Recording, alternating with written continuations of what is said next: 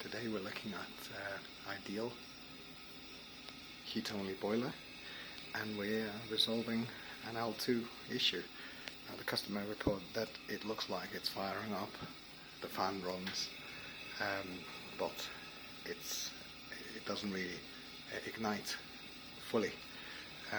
Now, to do a quick test on this, you must isolate the valve for gas, take out the spark electrode, and then first we'll check the power supply to the spark generator. Now, and if we run the boiler, let's say put it on and observe our multimeter, we get power 240. Great, that means we're getting power to the spark generator. And next we have to put back, first we have to isolate the sequence so it doesn't start, isolate the boiler,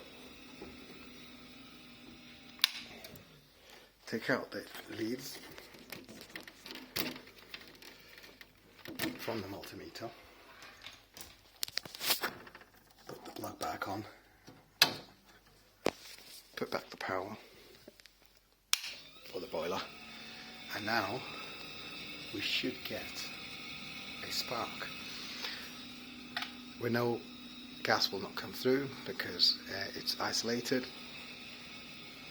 and there we need to put it back on. The demand is on from the programmer.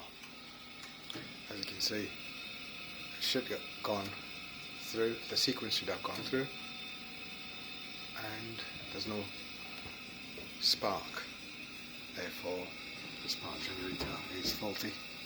We have to replace it.